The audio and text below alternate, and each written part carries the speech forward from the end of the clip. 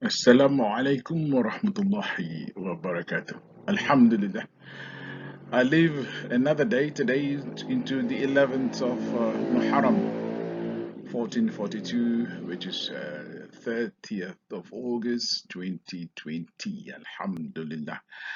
I hope and I wish that all of you subscribers and other viewers would be blessed with good health and longevity and prosperity, okay, for all of us. And also, as my usual warning, please, I really implore to all my Muslim brothers, especially if you are in the mosque for the Friday prayer, please refrain yourself from watching this video, watching my channel, especially when the khatib is reading the khutbah, okay? And of course, other conditions where you are already preoccupied with what you're doing, please do not watch this channel.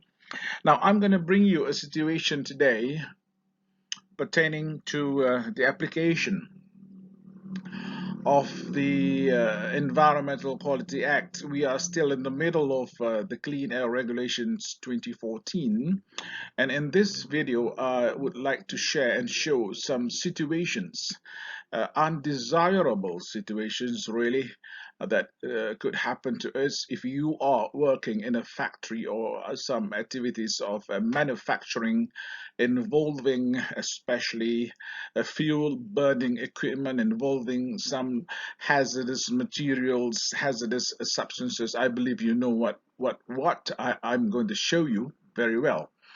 But for others, if you are some students somewhere in the world or university lecturers, I hope you would take some points from this video and in fact this law, and please nurture our students, our people, to ensure safety at work, because health, safety, and environment, they are interrelated, whereby the failure to comply to safety norms, safety procedure would usually result in disaster, and that disaster or incidents or spillage, for example, or fire, for example, would eventually lead to environmental impact.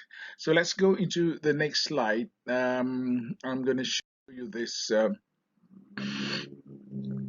In fact, this is the law, and what I'm showing before you is a provision.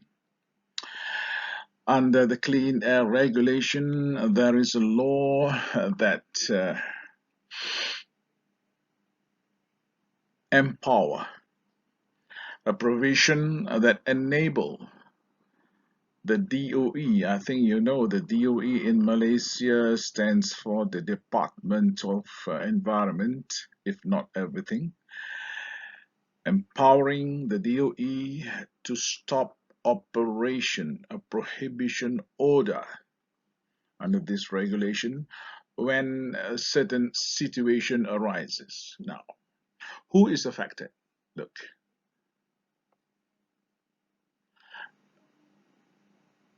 the owner, the occupier of the premise. They are beholding the liability in this for this particular regulation, and the stop order would be a result of this. Undesirable occurrence. Now I will discuss you or I will display before you what the law has stipulated as undesirable occurrences in the next slide, just after this.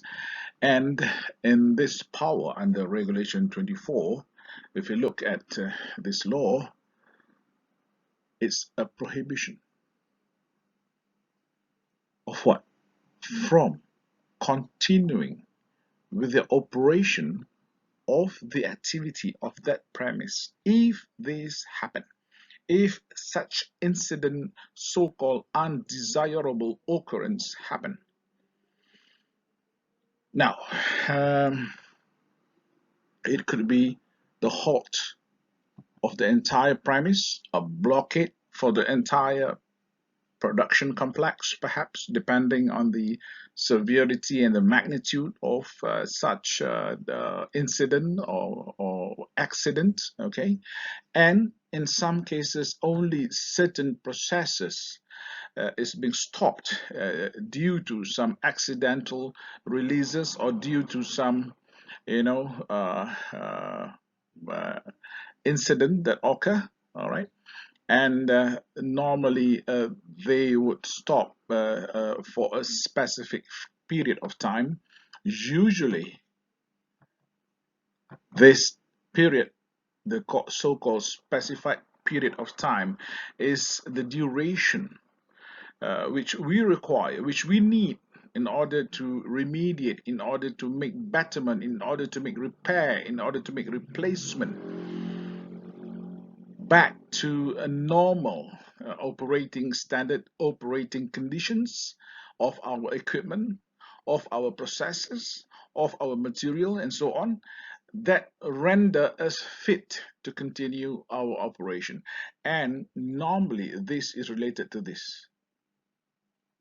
Okay, that period of time is until the remediation is done, completed. And usually, when we are being asked to stop operation by the authority, they would what they call post or not. Well, they would stick.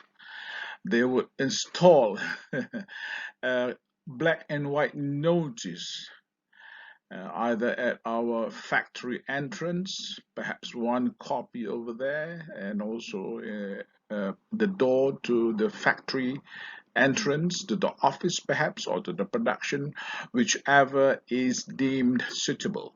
And that will be decided by the authority. They will be using a lot of common sense there in order to stop anybody from getting into the premise to do work, because the premise is already stopped. And normally they would put in certain places which is conspicuous, okay, and easily be seen.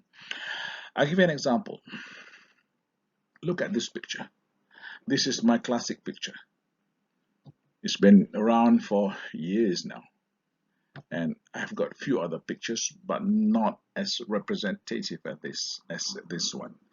Now, this is a case whereby uh, a sad case anyway for the factory, but what happened is a week prior to this, the plant is undergoing shutdown.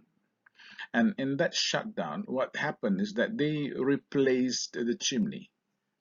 This is the chimney, the stack, okay? And this is the new one.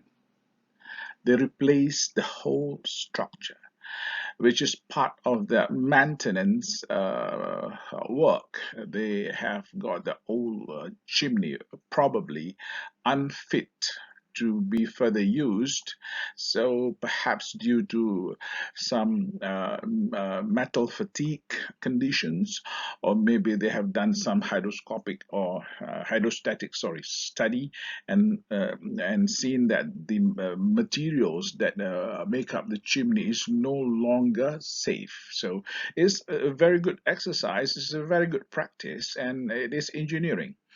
However, after they install the chimney, they do a commissioning, and this picture is during commissioning when they were testing the furnace. They restart the furnace. So instead of the smoke from the furnace to come out from the chimney over here, instead of coming out from the chimney, the smoke now gets out from the roof. Okay, and well, this is rather weird, and look, the intensity this is actually a metal furnace, a smelting, okay, a smelting activity, and what you see is that all this smoke is actually metal dust, and there are various types of metals compound. We call it organometallic compound. It could be aluminium, some silica, and there's some nickel and lead. And when we tested, we found hydrofluoric acid as well. So this is a case whereby, sadly, that the furnace was, the furnace was good. The root cause for this, apparently, or actually, what happened was we found out that, the investigation team found out that the fan, I'm not good in this engineering, I just learned from them. The fan, is it called induced draft fan, or is it the blower fan? I'm not sure. You know better than I do. Correct me if I'm wrong though. The fan was installed reverse, in a reverse manner, whereby instead of pushing those after combustion smoke and dust into the chimney, it is reversed back into the furnace, and the pressure in the furnace built up, the temperature built up until the furnace door is kaput, and you can find smoke coming out from the furnace door. That is what happened. And this is one incident. This is an example of undesirable occurrence. And what happens next? The neighbor alerted the DOE, and not just one neighbor, a few neighbors alerted, and that alert is under this law regarded as complaint. And just, I think, a few, maybe slightly more than an hour after that, because it's quite a distance from the DOE office back then, DOE arrived, and fortunate enough for this company, they have stopped the operation. The factory production process has been stopped prior the maintenance work, and immediately they have stopped the combustion in the furnace. So that was what happened. Nonetheless, the authorities still put up the prohibition order notice, and it took them several days. In fact, if I remember, there are so many cases. This one is one of them. About a week, they have got to do the work about a week, and they've done it within the week, and they were given the startup again, the green light to resume the operation. This is one example of undesirable occurrences according to this law, and I implore that, health, safety, environment. Safety is always first. And I'm not sure how that fan was installed reverse, because the contractors were found to be experts. They've been doing it on almost on a daily basis. It's their bread and butter, and they've been doing it for, I was told, it was more than 20 years. So they were very good. And in safety, I learned that in safety, according to some experienced trainers in safety, apparently when a person becomes expert, they tend to lose some of the loops. They tend to lose or overlook some processes or some procedure in their work. And then I think I agree with that. When we are experts, we thought we are good, and we took things for granted, and we just missed one step, one process, one small technique maybe, and procedure maybe, and things happen. Now this is another picture from another angle of that particular incident. If you could take a look at this one, this is the entire furnace door. See that? Let me use another color. This is the entire door, okay, and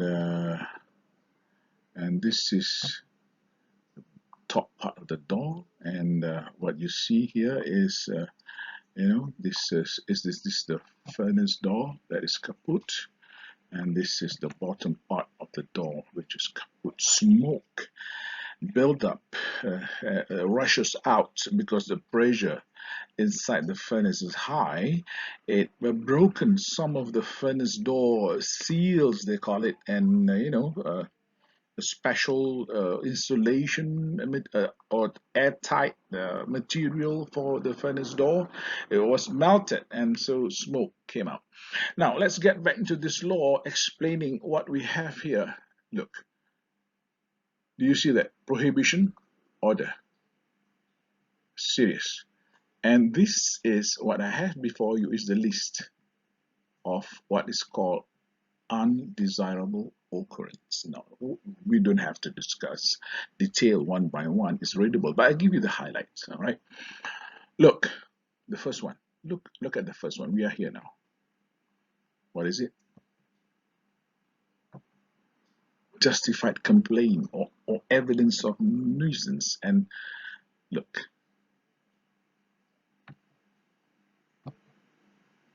air pollution control equipment not installed.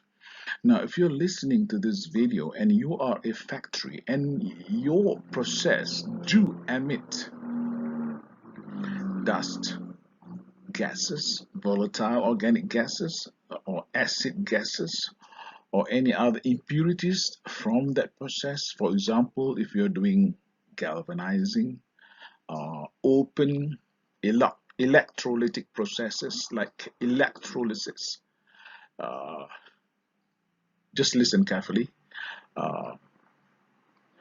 Open air sandblasting, for example, and you only have the tarpaulin sheet around that metal fabrication area, hopefully to cover the dust from coming out, all right, coming out of that area and pollute the surrounding, just by having a barricade consisting of tarpaulin sheet, for example.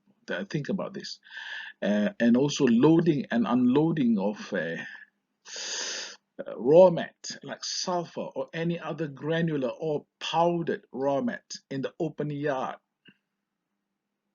These are a few things that you should consider, that we have somehow to install some form of air pollution control equipment. But if it is not possible, then think of using best available technique, economically achievable, and write it down.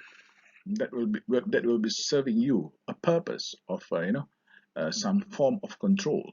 All right. Now there are a few other examples. So we will go to that when I have it. Now that doesn't come to me right now. Some of the examples, well, look. In the second case, there is air pollution control equipment, but it's broken down. So that would render, for example, if DOE arrive or the authority arrive at our place and found that, for example, we already have a dust collector, all right, filter bag dust collector, and it is broken down. A few of the cartridges like ruptured and dust coming out of the filter bag, and it is conspicuous. It might come out from the exhaust vent or the stack of the dust collector, for that matter, and we didn't repair that. That is called broken down. It is malfunctioning, and if DOE comes without complaint from your neighbors, if they come and found that, it is enough and evidence to issue us, your company, what is called prohibition order. Got it? On the third one, the pollution cases seriously threaten the environment, especially public health, safety, and of course, the environment. The public is the inhabitant of the environment. They are the bioreceptors of pollution in the environment. Then that particular pollution warrants immediate halt, This is very clear. If a certain state of pollution has caused some what you call a need or some worries among publics, that they felt that they are threatened, or even the authority knows that it is threatening public health, then that would be enough to stop the operation. For example, cooking gas bottling facility. They use a gas called mercaptans. And I was told that mercaptans do cause some minor neurological effects. That is the first symptom. And prolonged exposure to that gas would cause some severe impact, health impact. Okay, and mercaptan is used as an indicator of gas because it carries with it certain smell. And when we smell that mercaptan smell, it is an indication of some gas could be leaking somewhere, especially in our house. If you can smell mercaptan now, you better rush to the cooking gas bottle and inspect for leakage. So that is a gas. But there is an incident of some residents which is affected by, sorry, it was not residences, it was some factory workers, and this factory is occupying, in fact, this factory is a neighboring factory to the gas bottling plant, and they were shown to display symptoms of nausea and even vomiting. Yeah, so that is also another threaten. Is it serious? Neurological. It may just appear to be nausea and vomit, but do you think it is serious? I say yes, because it's neurological effect. You can ask neurologist. They should know better, and maybe you can ask your industrial hygienist. All right. Look, this is even worse. We're number 4 now. Fire explosion, and it happened before in some types of petrochemical plants facility, and the entire factory is vacated. They don't have to wait for some form of prohibition order from the authority. It is really scary. The entire factory complex is on fire. You can see the smoke like 10-15 kilometers away, and that warrants, of course, for prohibition order. But before the authority would issue that order, the factory and the neighboring residences, or not residences, the neighboring factories, they have some kind of committee on health safety. They already jump into action, and the fire brigade was there, and they took action based on their own emergency response plan, which is a local practice for that region. So they've got a committee for the region on health safety and firefighting, etc. Emergency team, what they call it, emergency response team, which is not just belonging to one company, but the entire area of industries there. They were together in that team.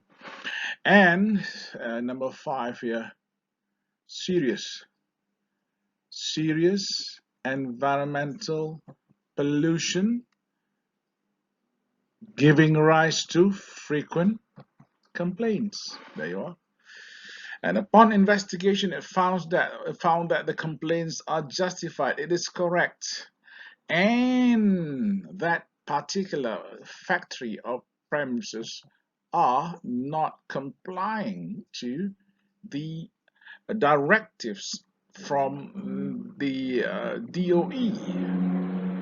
Now, this is some form of repeated offenses.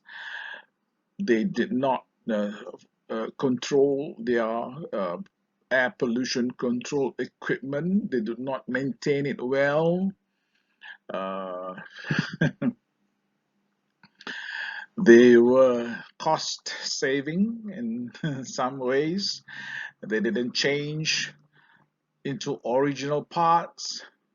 They get substandard parts for the dust collector, for the nozzle, the scrubber perhaps, for the pumps, etc. You name it. All these are engineering parts which are now given us a choice of original parts or state-of-the-art parts, or some kind of clones or local parts, they call it, or undergraded parts, or not defective but undergraded or low grade parts, cheaper parts, and doesn't last that long. And after installation, there was one factory who was installing this kind of uh, actually it was a cyclone technique, cyclone dust collector. It just stopped after a while, and the system choked because they didn't use the correct part for that particular system. That is enough a matter for the DOE to issue some kind of prohibition order to stop our operation. And well, once we stop operation, for that simple reason, we are flouting with the law, or we are cost saving in terms of parts for our air pollution control equipment, and we were asked to stop for a day, 2 or 3. How much do we lose? As far as businesses is concerned, that is a big loss already. All right, now premises commit similar offenses. There you are. Okay, were given various legal actions before by the DOE, for example, compounds, warning notices, compounds, and even legal action, perhaps been to court. There you are. And they still, defensive of flouting the law. They ignored the law, and these are extreme cases of unscrupulous operators, and that is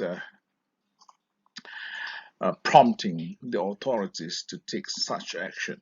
And another case here, number 7, is look, serious negative impact to life. There is evidence indicating that the premise do not make sufficient effort to overcome the pollution problem. There are some instances involving what I encounter personally is, I believe you know about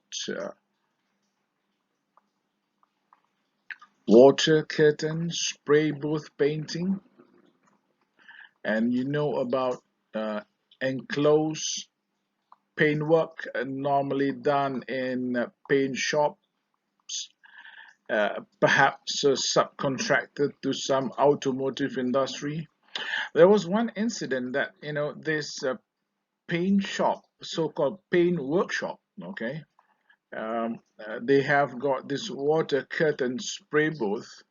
Unfortunately, the water from the spray booth not only were flowing directly to the drain instead of going to perhaps a wastewater treatment plant, but instead the water curtain has stopped running because the pump that recycled the water for the curtain, so-called a layer of water to trap paint dust, has stopped because the pump choked. Too much of solids already in the recycling water.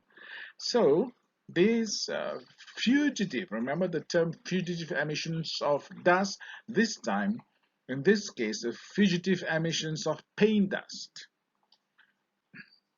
were released from the roof exhaust of that so-called paint shop, and there was a fan, suction fan, that brought the dust out into the roof uh, exhaust and were blown away. And I think you know, paint dust do contain solvents, right? Not just pigments of paint, which is petrochemical in nature, as you know. It is mixed with solvent. You could name a few, perhaps xylene or toluene or even benzene, you know, and or xylene for that matter, any other leans other than Jacqueline and Irene, maybe. All right. Now, so that would be released, and there were complaints by some residences, which is only about less than 500 meters from the border of that particular paint shop or paint workshop. And apparently they went to have a medical checkup. The doctor told them that they have got some respiratory ailment, something to do with bronchitis or larynx or trachea, some sort of irritation. And the doctor said that to these people, not only one person went to the doctor, the entire neighborhood, and they found that it could be probably due to the smell that they were inhaling every day, and they complained to the DOE, and they went and investigate in that year, and within that week, on that year, I can't remember the year, it was some time ago, more than 15 years ago, and it found that as the wind, if the wind is blowing into their direction, because these residences are downwind, located downwind from that area, and the DOE stopped the operation of that particular workshop. And I was told that the doctor asked these people, referred these people to specialists, and asked for some sampling of their mucus, of the mucous membrane of their respiratory tract, and that was it. That was it, and I didn't follow up with the report, you know, and a year later, then I found out that the results were giving some positive indication that the air that they inhaled were from that particular workshop, but they didn't disclose the substance. I have reasons to believe, due to maybe my small experience in paint manufacturing. I think you know about binder, you know about lead creoate, or whatever you call it. Lead, and also benzene. And most of these substances are carcinogenic and also mutagenic. If you're talking about acrylic base paint, they are mutagenic. Uh, that's the price that we have to pay if we have got rampant industrialization, and also when contractors are given a bidding to come up with good prices to get jobs, industrial work, but at the same time the expenses is very high. So this is about economics. Well, now, and the impact is the human health and also the environment. Now, this is another number 8, serious, whereby it involves coverage by the mass media. If For example, in earlier years, I think in the year 2000 or in the late 90s, Malaysia has got some keen environmental journalists, some of you might remember, and he's a Punjabi, if I'm not mistaken, and whenever he reports, he would recite pantun towards the end of his coverage of any environmental pollution incident, and he would hold a mic on one hand and the other hand is like, up and down. If you know the name, just I don't want to mention him because I'm not sure if he would be offended, but he has done a good job in covering in what they call exposing a lot of environmental pollution cases, and some are high level, and whenever they appear whenever his report is aired on TV, usually the next day, the very morning of the next day, authorities or relevant authorities were triggered off by the report and would do a prompt inspection, and many of those cases that he reported amounted to prohibition order. So it worked. But I think many industrial players might not be comfortable with what he's doing, because most of this pollution are being released in some clandestine secretly somewhere, and most of the releases into the air, for example solvents, as you know, are colorless gases which gets emitted into the air in a plume of your exhaust and gets into certain atmospheric pressure in the air, and travels somewhere and suddenly comes down as precipitation of rainwater, or even heavy gas. It gets coagulated with some moisture and falls down as emission. Then would cause pollution onto the ground, but it comes from all these sources.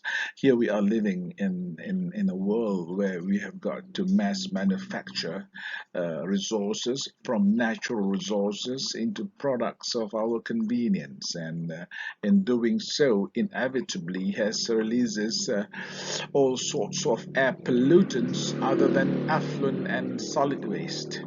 All right, so here we are in this part of the law, whereby we have covered what are the situations or conditions or incidents that prompted the law to be exercised. That is prohibition order, an authority given to the Department of Environment in this country, Malaysia. Now, for competent persons, I think you should know what to do when you have got this liability over here upon your shoulder.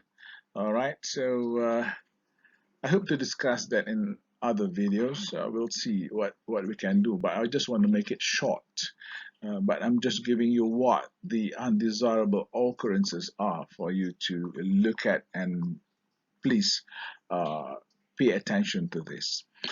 Thank you for your time. Thank you for your attention, and thank you for those who have subscribed to my channel. Please share this with other colleagues or people whom you know might need the information. It will bring them some idea of what in undesirable occurrences are, so that we could do our exercise our operation in avoiding all these undesirable occurrences. As a Muslim, I wish everyone safe, healthy, and free from COVID-19 infection. Pray to God that we get the vaccine soon, and the vaccine which is safe for us. So till the next video, I wish everybody Assalamu alaikum wa rahmatullahi wa barakatuh. Bye bye.